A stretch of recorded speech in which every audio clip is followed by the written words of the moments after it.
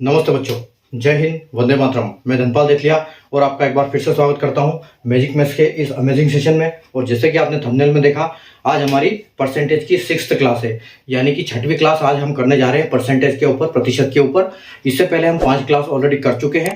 अगर आपने वो 5 क्लास नहीं देखी है, जिसमें मैंने सारे कॉन्सेप्ट समझाए हैं, बेसिक समझाए हैं और कुछ बेसिक्स क्वेश्चन करवाए हैं, वो अगर क्लास आपने नहीं देखी है तो डिस्क्रिप्शन में जाइए। डिस्क्रिप्शन में फर्स्ट क्लास से लेके 5th क्लास तक के सारे एक सीक्वेंस में डिस्क्रिप्शन में लिंक दिए हुए हैं, वहां से आप पूरी क्लास देख सकते हो। ठीक है। और अगर आपने दूसरे टॉपिक की बात करते हैं, जैसे मैंने इससे पहले रेशियो एंड प्रोपोर्शन पढ़ा हुआ है, तो रेशियो एंड प्रोपोर्शन को आप देख सकते हो। जैसे प्लेलिस्ट में जाओगे, वहां फोल्डर मिलेगा आपको, जिसमें मैंने 29 क्लास कराई है। जिस टॉपिक पे मैंने जो भी पढ़ाया है, उस टॉपिक के ऊपर प्लेलिस्ट में आपको फोल्डर मिलेगा।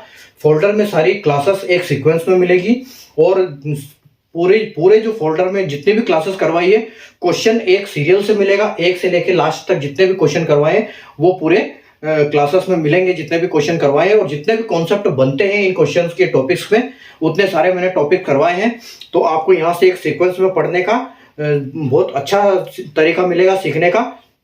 ठीक है। और जो फर्स्ट 2 वीडियो की अगर बात करें, तो फर्स्ट 2 वीडियो में मैंने सारी स्ट्रेटेजी बताई है, आपको सब कुछ बताया है कि कैसे आपको टाइम एडजस्ट करना है, कैसे आप पढ़ाई करते हो, कैसे पढ़ाई करना चाहिए उस हिसाब से, ताकि आप अच्छे से समझ पाओ हर कॉन्सेप्ट को। ठीक है। तो एक सीक्वेंस में मैंने और पूरा मैथ्स का सीक्वेंस समझाया है कि पहले कौन सा चैप्टर पढ़ना चाहिए, और एक सीक्वेंस में जो जो चैप्टर के नंबर आते हैं उसी सीक्वेंस में मैंने आपको उसमें समझाया है कि आप इस सीक्वेंस में पढ़ोगे तो बहुत अच्छे तरीके से आपको याद रहेगा। ठीक है।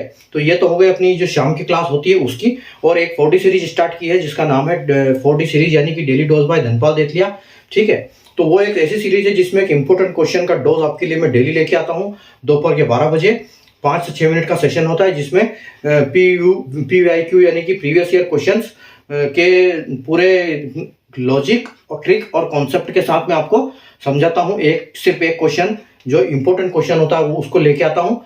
तो चैनल को सब्सक्राइब कर लीजिए और बेल आइकन्स को ऑल पे प्रेस करके रखिए, ताकि हर वीडियो की नोटिफिकेशन आपको सबसे पहले मिले और आप कोई भी इंपॉर्टेंट वीडियो छोड़ो नहीं, कोई भी इंपॉर्टेंट क्वेश्चन आपसे छूटे नहीं। हर एक क्वेश्चन फिर आपसे एग्जाम में बनने लगेगा जब आप सारे क्वेश्चन देखते रहोगे।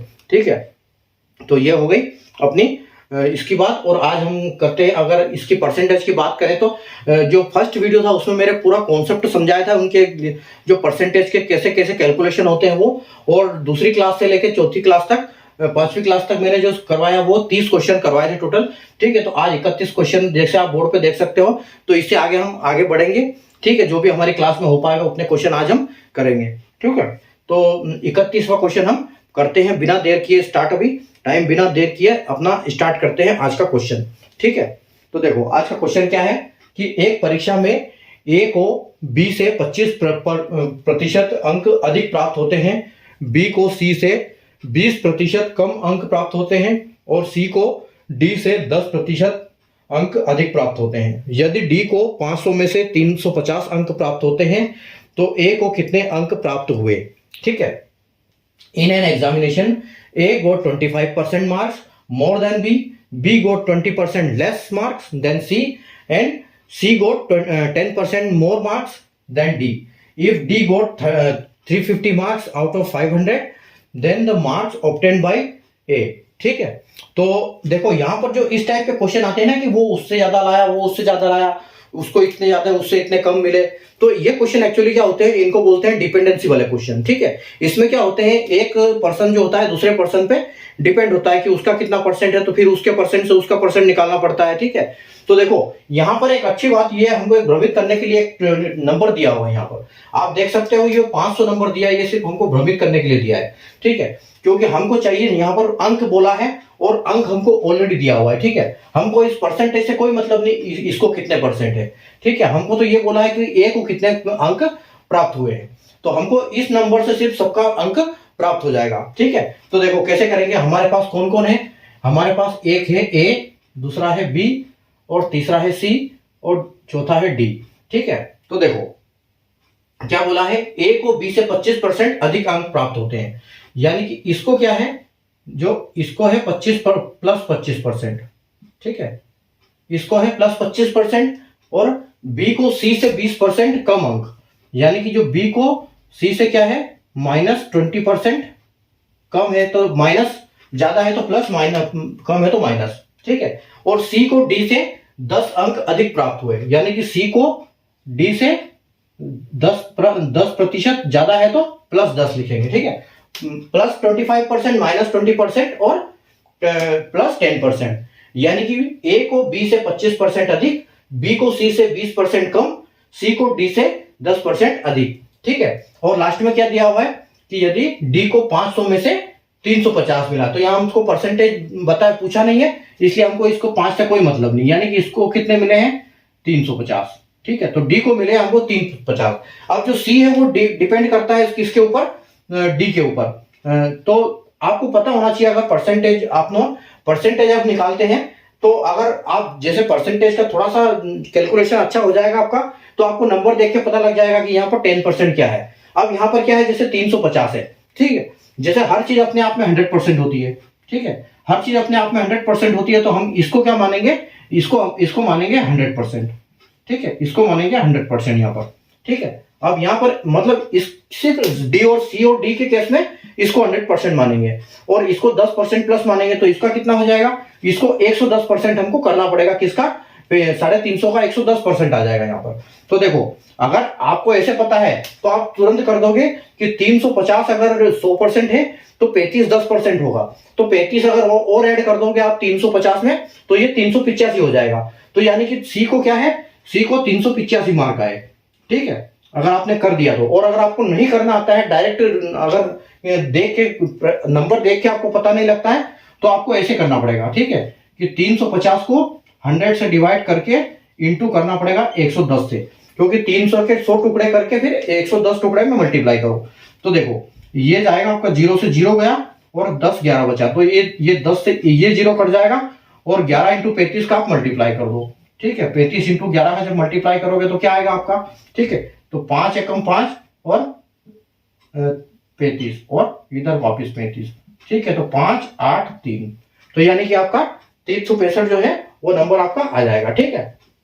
तो ये तो इसकी बात हो गई, ठीक है, ये इसकी बात हो गई। अब अगले में चलते हैं। अब जो बी है वो सी के ऊपर डिपेंड है, ठीक है। तो बी का -20% है, तो यानी कि इसका कितना निकालेंगे हम। अब यहाँ पर देखो, यहाँ थोड़ा सा कैलकुलेशन, यहाँ पर तो 0 था, राउंड फिगर में था, तो यहाँ पर आसानी से हो गया। लेकिन यहाँ पर क्या होगा कि यहाँ 38.5 10% बनेगा, ठीक है। तो 38.5 अगर 10% है, यहाँ पर 38.5 10% है, तो 20% कितना होगा, 20% यानी कि इसका दुगना। तो 38 और 38 कितना होता है, 38 और 38 होता है 70 35 35 70 और 76, यानी 76 और 77। तो इसके मार्क्स कितने हो जाएंगे, इसके नंबर हो जाएंगे 77, बी के कितने हो जाएंगे, बी के 77 हो जाएंगे, ठीक है। और अगर आपको ऐसे करना नहीं आता है तो आप कर लो, क्योंकि हम क्या है, जैसे 77 मतलब माइनस होगा इसमें से, 385 में से -77 होगा, जो इसका होगा बी का, ठीक है। तो देखो 12 में से 7 जाएगा तो 5 बचेगा, ठीक है। 12 में से 7 जाएगा, 15 में से 7 जाएगा, 15 में से 7 जाएगा तो 8 बचेगा, और 7 में से 7 जाएगा तो 0, और यहाँ 3 बचेगा। यानी कि इसमें से जो है 77 नंबर माइनस हो जाएंगे, तो 85 में से 77 माइनस करोगे तो 308 बचेगा, ठीक है। तो यहाँ मतलब इसका है 308 नंबर आए इसको, ठीक है। और अगर आपको ऐसे कैलकुलेट नहीं करना आता, तो आप इसको डायरेक्ट कर सकते हो कि 385 का 100% करके उसका 80 मल्टीप्लाई, क्योंकि यहाँ पर 20 माइनस है, तो हम यहाँ 80 मल्टीप्लाई करेंगे। तो देखो 0 से 0 जाएगा, ठीक है, 0 से 0 जाएगा, और ये 10 से ये जाएगा कितनी बार, इसको बाद में कर देंगे। 385 का 8 में मल्टीप्लाई कर दो, ठीक है। तो 385 का अगर आप 8 में मल्टीप्लाई करते हो तो कितना होता है, 8 पंजे 40 की 0 यहाँ से लाया, 4 8 8 64 और 4 68 का 8 हासिल 6, ठीक है। और 8 दिया 24, 24 और 26 30, तो 308, और ये जो 10 से कटेगा इसका मतलब यहाँ पॉइंट लग जाएगा, तो ये 308 यहाँ खत्म हो गया, ठीक है। तो ऐसे परसेंटेज से ऐसे भी निकाल सकते हैं हम, ठीक है। यानी कि इसका आ जाएगा कितना, 308, ठीक है, ये हो गया। उसके बाद देखो, उसके बाद हमको चलना है अब सीधे 25% वापिस इसको करना है, ठीक है। तो 308 का 25%, तो 308 का 25% कैसे करेंगे, 308 का यानी कि इसके 25% को हम क्या बोलते हैं, ठीक है, हम बोलते हैं 25% को क्या बोलेंगे हम, 25% इज इक्वल टू 1/4। ठीक है, तो मतलब सीधा सीधा है कि इसका 304 का हमको 4 से डिवाइड करना, 308 का 4 से डिवाइड करना है। ठीक है, तो देखो 300 का पहले तो ऐसे कर सकते हो आप, जब मन में करते हो ना गिनती तो इनको तोड़ के करो। जैसे 308 को आपको 4 हिस्से करने हैं, तो 300 के 150 और 150 के 75, यानी 75 का एक हिस्सा होगा 300 में से और 8 में से 2 यानी 75 और 77। तो हमने यहाँ 77 माइनस किया था, अब यहाँ वापिस 77 प्लस करना है, तो ये वापिस कितना हो जाएगा, ये 385 हो जाएगा। ठीक है, तो एक ही जगह एक का नंबर कितना आएगा 385, यानी कि इसका 25% अधिक हो जाएगा ये। ठीक है, तो ये हो कितना होगा 385। ठीक है, 385 इसमें प्लस हो जाएगा, मतलब 308 में 77 प्लस हो जाएगा। ठीक है, तो उम्मीद है आपको कॉन्सेप्ट समझ में आ गया होगा यहाँ पर कि इसको कैसे करना है। ठीक है, अब वापस हम चलते हैं अगले क्वेश्चन की तरफ। अगर आपको समझ में अभी भी नहीं आया है तो आप एक बार इस क्वेश्चन को आराम से दोबारा देखिए। देखो एक बार और समझाता हूं मैं कि ए को 25%, ए को बी से 25% अधिक प्राप्त हुए, बी को सी से 20% कम प्राप्त हुए और सी को डी से 10% अधिक प्राप्त हुए। तो डी को 350 अंक प्राप्त हुए, तो ए को कितने, तो डी के ऊपर सी डिपेंड है, सी के ऊपर बी डिपेंड है, बी के ऊपर ए डिपेंड है। डी का 350 है तो इसका 10% अधिक कितना होगा 385, यानी कि 35 इसमें ऐड हो जाएगा। ठीक है, 385 में 35 और ऐड करोगे तो 385 बनेगा। यहां पर इसका 385 का 80% निकालना पड़ेगा, 385 का 80% होगा 308। ठीक है, और जो ए को है बी से 25% अधिक मिले हैं, तो यानी कि अभी हमने 77 माइनस किया था, तो यहाँ पर वापिस 77 प्लस करना पड़ेगा अभी हमको, क्योंकि यहाँ पर ये जो इसका 1/4 25% अधिक मिले हैं इसको। तो 308 का 25% कितना होगा, 308 का 25% होगा 75 और 8, यानी कि 75 और 8 83। ठीक है, तो आप इसमें ये कर सकते हो, तो यहां से आपका आंसर आ जाएगा और 385 जो है आपका फाइनल आंसर आ जाएगा। ठीक है, और ऑप्शन बी जो है बिल्कुल आपका करेक्ट आंसर होगा। ठीक है, उम्मीद है आपको कॉन्सेप्ट समझ में आ गया होगा। बढ़ते हैं अगले क्वेश्चन की तरफ, क्वेश्चन नंबर 32 देखते हैं।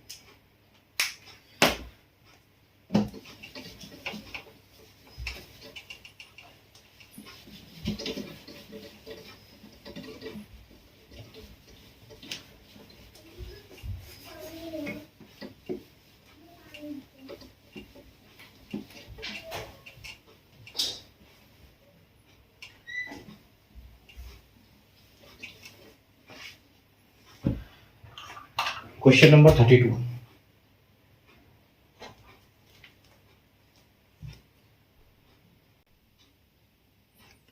आइए क्वेश्चन करते हैं। क्वेश्चन नंबर 32 कि दो संख्याएं ए तथा बी इस प्रकार हैं कि ए का 6% तथा बी के 6% का योग 8% योग, ए का 6% तथा बी के 8% का योग ए के 7% और बी के 9% के योग का 4/5 है। तो ए रेशियो बी, ए अनुपात बी का अनुपात क्या होगा। Two numbers A and B are such that sum of 6% of A and 8% of B is 4/5 of sum of 7% of A and 9% of B। देखो यहां पर क्या क्या है कि दो संख्याएं हैं, समझ लो कि यहां पर दो संख्याएं हैं A और B।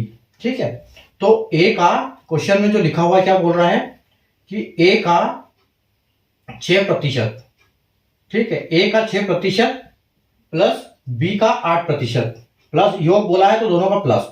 ठीक है, बी का 8%, ठीक है, और ए का 6% और बी का 8%, ए के 7% प्लस बी के 9% का कितना है 4/5 है, यानी कि ये 4/5 है। ठीक है, तो ये 4 है और ये 5 है, यानी ये 5 है तो ये इसका 4 है। ठीक है, तो जब ऐसी ये क्वेश्चन ऐसे बनता है तो इसको हम कैसे सोल्व करेंगे।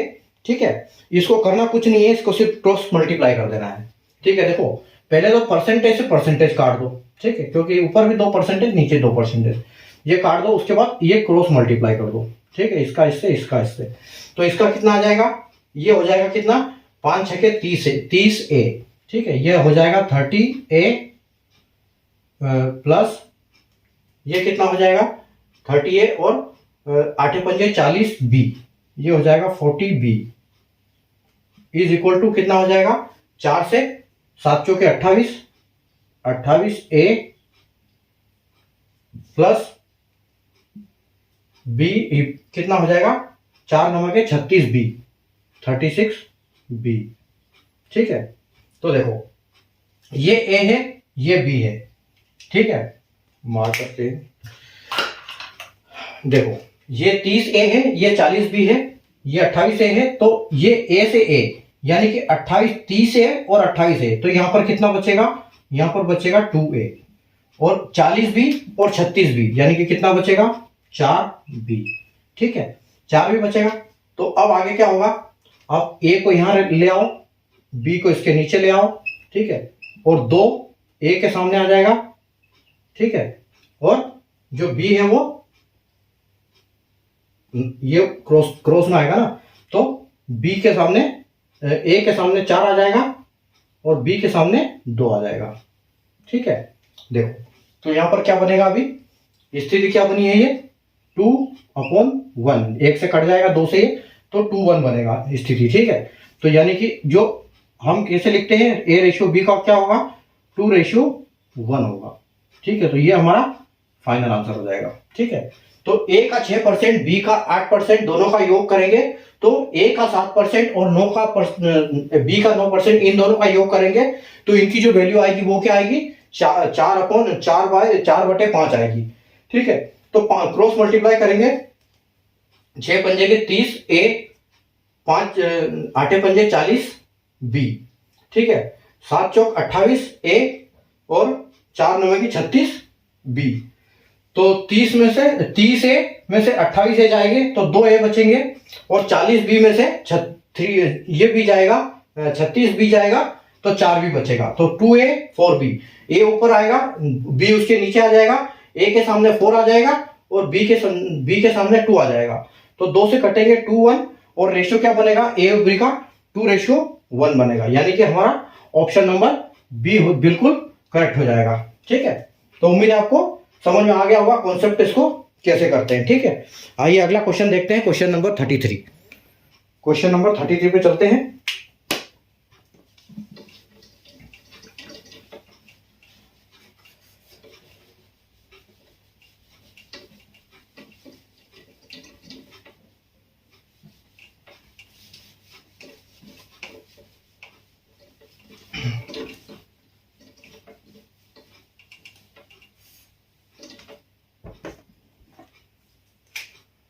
Question number 33।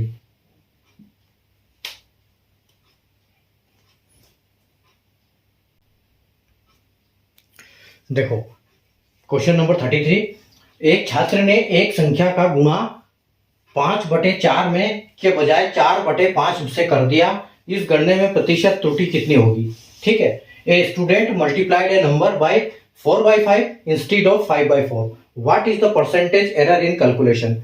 ठीक है, तो यहां पर क्या है, देखो कोई संख्या थी जिसको किसी छात्र को दिया हुआ कि इस संख्या का मल्टीप्लाई करना है 5/4 से, लेकिन उसने गलती से क्या कर दिया 4/5 से कर दिया।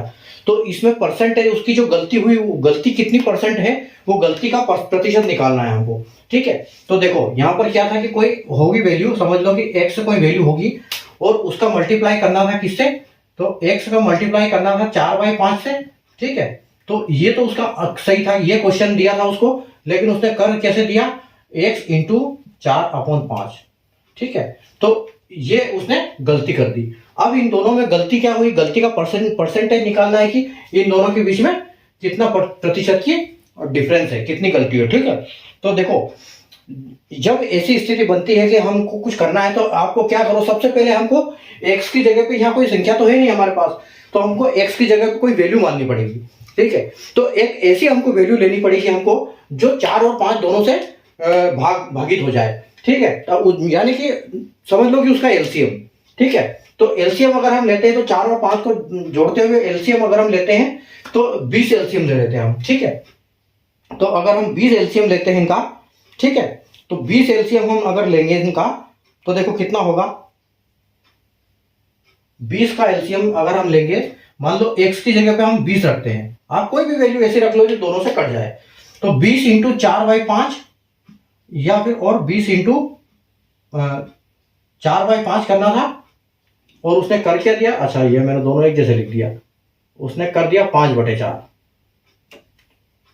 5/4 के बजाय 5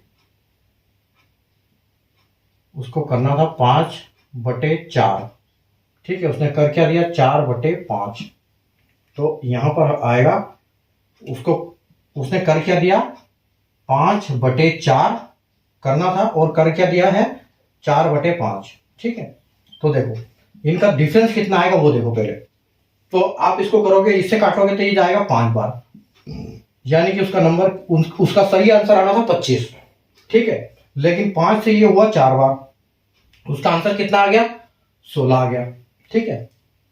अब ये गलती नहीं है, ये तो आंसर आया, हमसे पूछा गया कि गलती कितना है, तो इनका डिफरेंस कितना है, तो इनका डिफरेंस कितना है 16 और 25 में 9, ठीक है, यानी उसका 9 का डिफरेंस है उसका, ठीक है, तो 9 का डिफरेंस है, तो हम क्या करेंगे, मतलब गलती उसकी कितनी हुई 9 गलती हुई, ठीक है, 9 गलती हुई, और नीचे किसको रखेंगे टोटल सही में से, यानी कि 25 आना था और उसने 9 का डिफरेंस ले आया वो आंसर में, ठीक है, 9 की उसकी गलती हो गई, ठीक है, और इसको कर दो आप 100% से मल्टीप्लाई, यानी कि 25 और ये 4 बार जाएगा 25 से, और 9 चौके 36, ठीक है, यानी उसकी गलती कितनी हुई, उसकी गलती हुई 36%, 36% उसकी गलती है इसमें, ठीक है।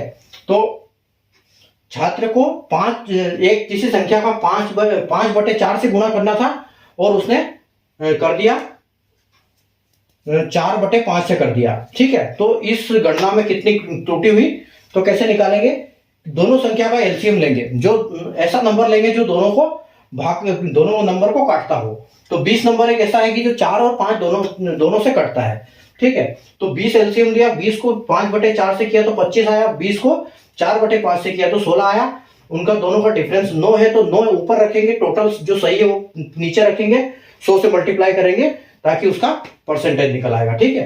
तो जब ऐसे क्वेश्चन आते हैं तो ऐसे हमको करना है। एक ऐसा क्वेश्चन और करेंगे हम, ठीक है, क्वेश्चन नंबर 34। आइए क्वेश्चन नंबर देखो 34 देखते हैं, बिल्कुल सेम क्वेश्चन है ऐसा ही, ठीक है। तो क्वेश्चन नंबर 34 लिखो।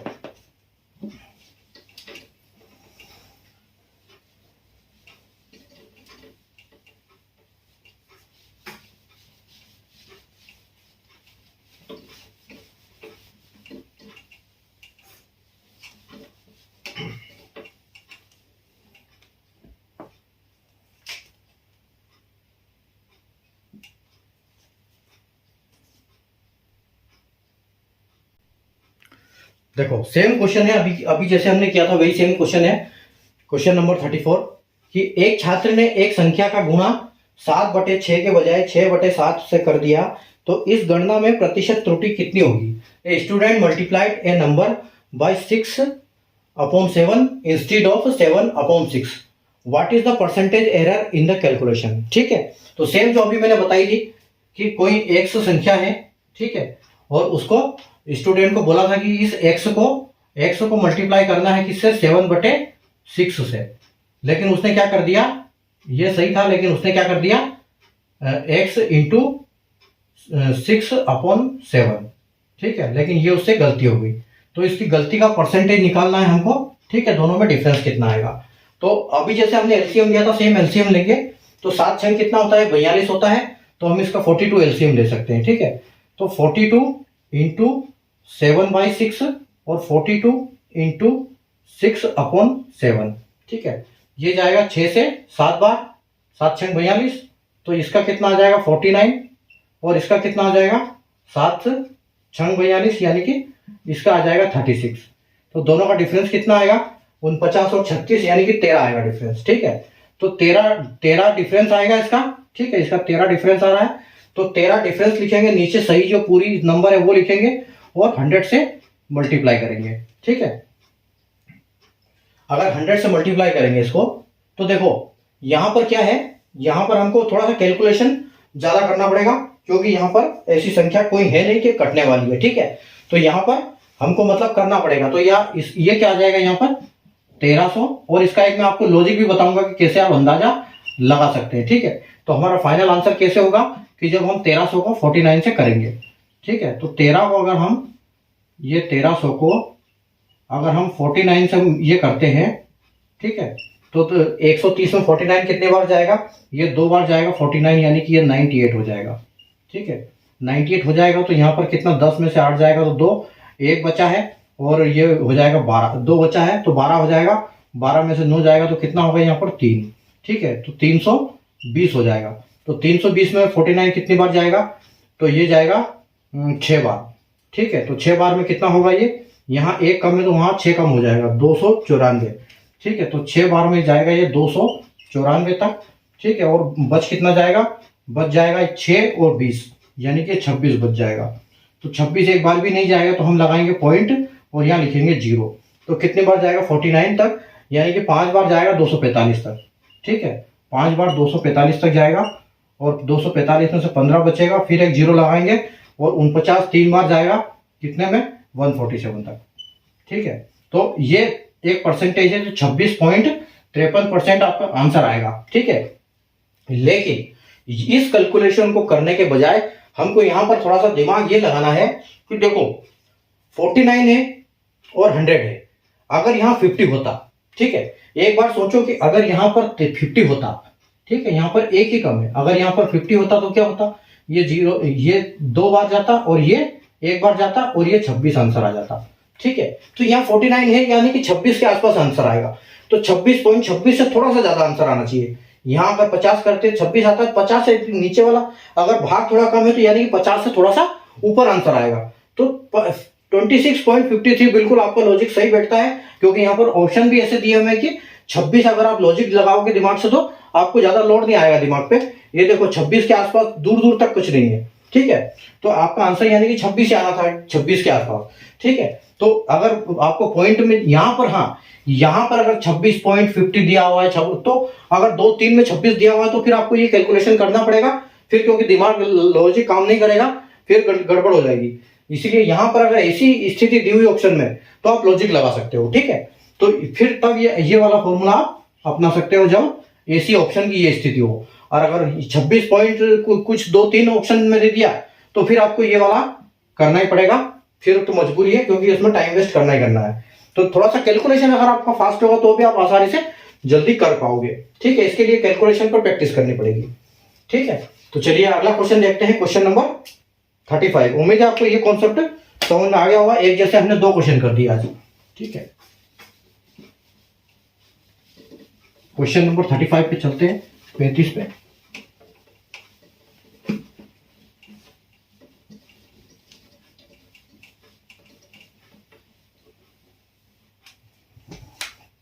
क्वेश्चन 35,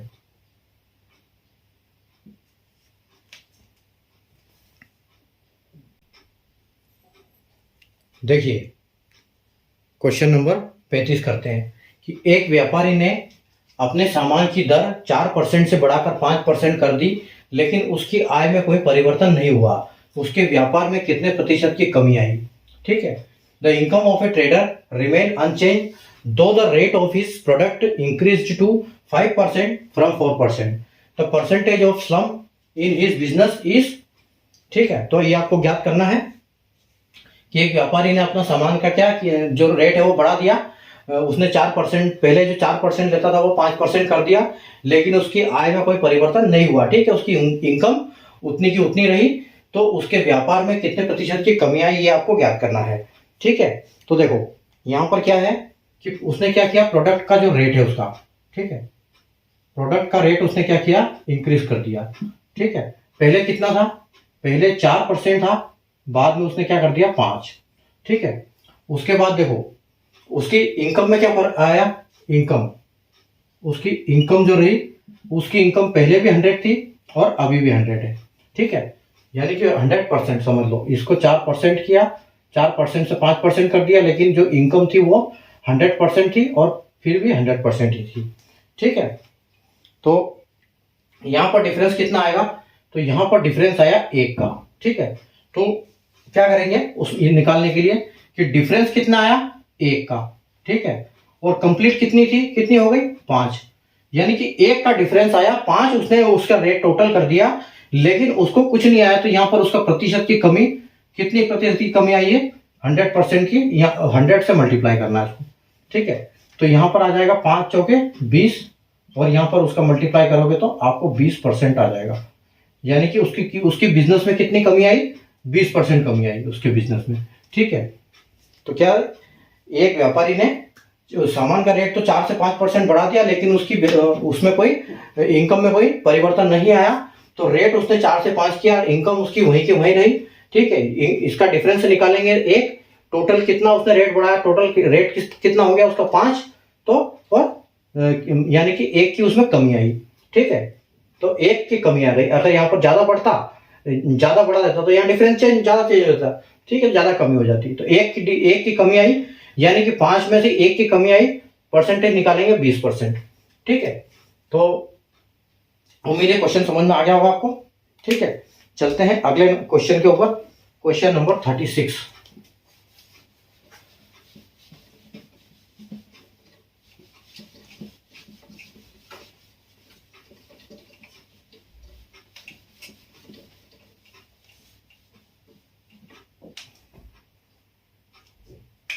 क्वेश्चन 36,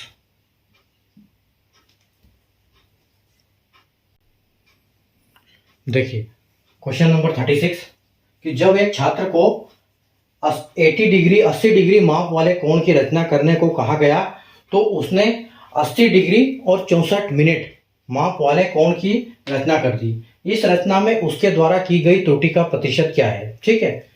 तो आपको प्रतिशत निकालना है किसका, कि उसको एक स्टूडेंट को 80 डिग्री माप जो एंगल बनाने के लिए कहा गया था।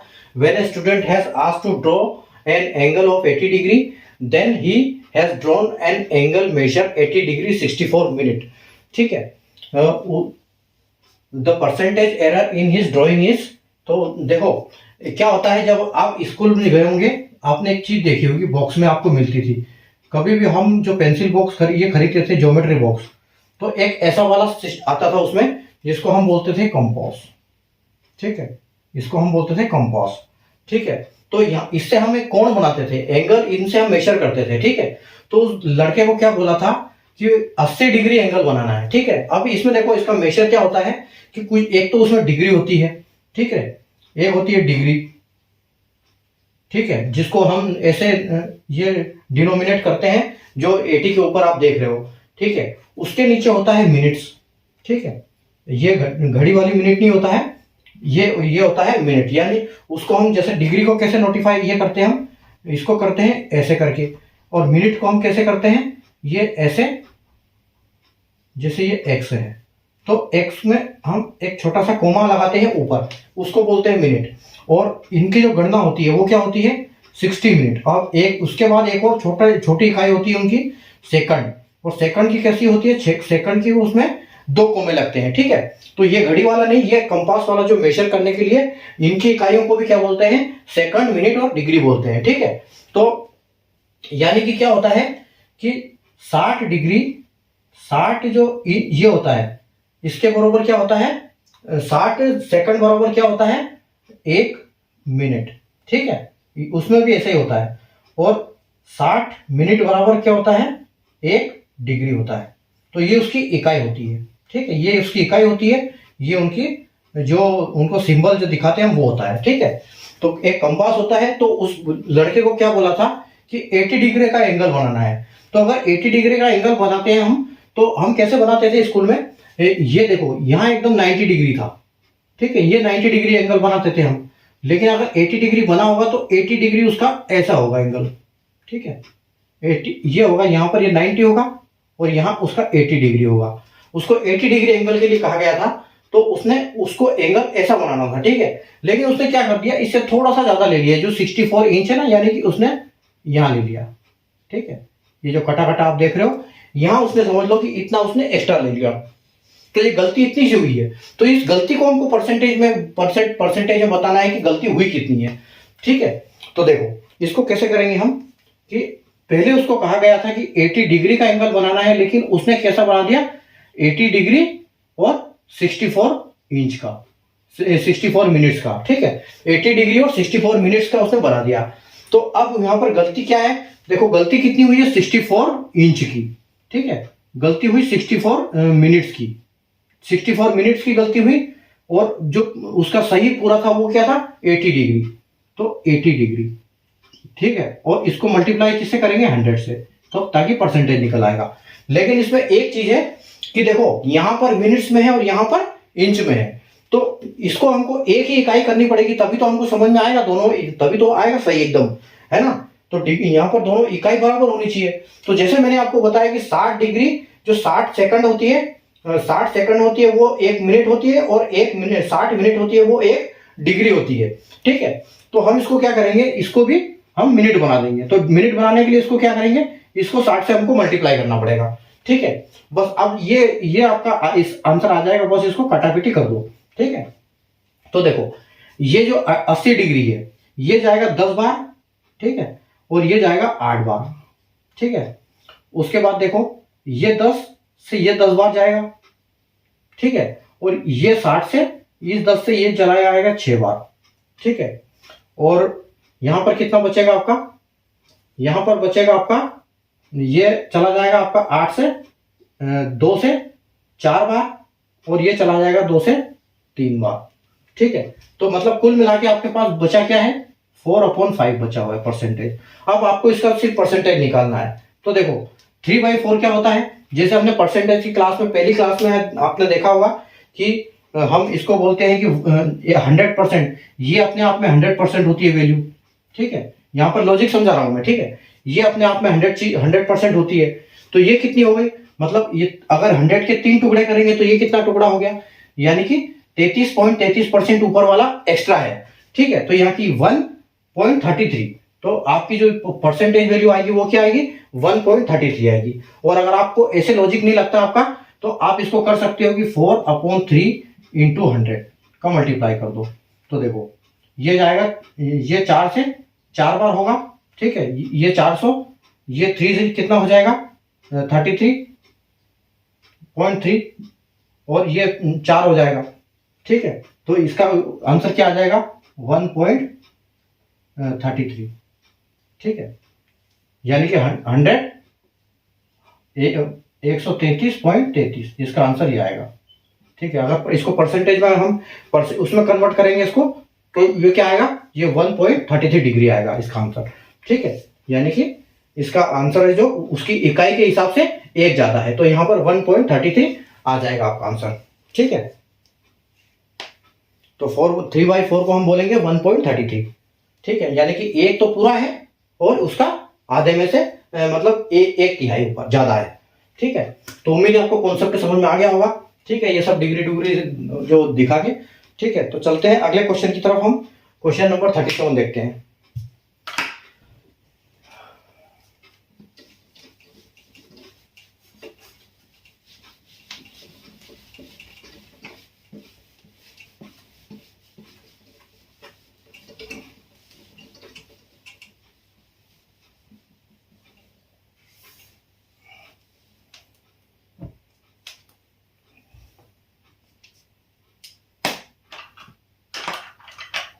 क्वेश्चन नंबर 37, और ये हमारा आज का लास्ट क्वेश्चन है।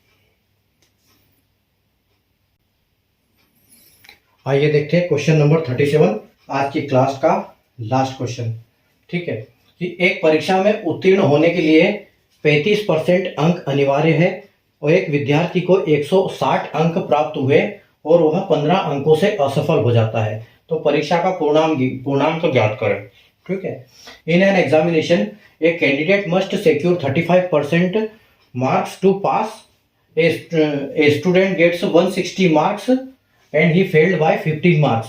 तो find the maximum marks of the examination, ठीक है। तो देखो यहाँ पर क्या दिया है कि एक परीक्षा में 35% मार्क्स जरूरी है पास होने के लिए, लेकिन एक विद्यार्थी को, बच्चे को क्या होता है, 160 नंबर आते हैं लेकिन वो 15 नंबर से फेल हो जाता है। तो यहाँ पर एक चीज हमको समझ में आती है कि जो उसको 160 नंबर आए, ठीक है, और अगर वो 15 नंबर उसको और आ जाते, ठीक है, 15 नंबर उसको और आ जाते, तो उसका कितना नंबर हो जाते हैं, 175 हो जाते, ठीक है। तो मतलब वो फेल होने के लिए 15 अंकों से ले गया और 35% उसका उत्तर ये होना यानी कि जरूरी है पास होने के लिए, तो उसको 15 अंक रह गए मतलब 15% लाने के लिए। तो अगर हम इनकी बात करें इसको, तो इसको हम मान सकते हैं कि ये है 35%। ठीक है, तो अगर ये 35% है, इसको हम अगर बोलेंगे 35%, ठीक है, तो हम इसको क्या करेंगे 35 से डिवाइड करेंगे और 100 से मल्टीप्लाई कर देंगे, तो उससे क्या होगा, उससे हमारा पूर्णांक आ जाएगा, यानी कि टोटल मैक्सिमम मार्क एग्जाम में कितने थे। ठीक है, तो देखो ये 175 35 से जाएगा 5 बार में। ठीक है, ये 5 बार में जाएगा और 5 से मल्टीप्लाई करो 100 का, तो आपका जो आंसर है वो क्या आएगा 500। ठीक है, 500 आंसर आएगा, यानी कि आपका ऑप्शन ए जो है वो बिल्कुल करेक्ट हो जाएगा। ठीक है, तो यहां पर आपका आंसर 500 होगा, क्योंकि 35% अंक की जरूरत थी पास होने के लिए।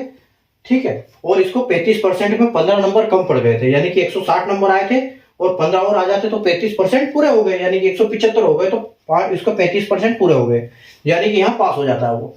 तो इसको 175 को 35 से डिवाइड करेंगे और 100 से मल्टीप्लाई कर देंगे, तो हमारा 500 उत्तर आ जाएगा, जो कि बिल्कुल सही हो जाएगा, यानी कि उस एग्जाम में मैक्सिमम मार्क थे वो 500 थे। ठीक है, तो ये थे आज के 7 क्वेश्चन, हमने बढ़िया क्वेश्चन किए आज। ठीक है, तो ये हमारा लास्ट क्वेश्चन था। कल वापस, आज हमारी टोटल क्लास 7 क्लास हो गई है, 6 क्लास हो गई है। कल हम वापस 7वीं क्लास करेंगे। ठीक है, तो आप बिल्कुल प्रैक्टिस करते रहिए क्लास के साथ साथ, और अपने हिसाब से बाद में भी प्रैक्टिस करिएगा, ताकि उससे क्या होगा, बहुत आपको फाउंडेशन अच्छा हो जाएगा। और परसेंटेज और रेशियो, ये क्या है, मेन चैप्टर होते हैं मैथ्स के, लगभग पूरा मैथ्स ये कवर कर लेते हैं, परसेंटेज और रेशियो जो अरिथमेटिक के पार्ट की बात करते हैं तो।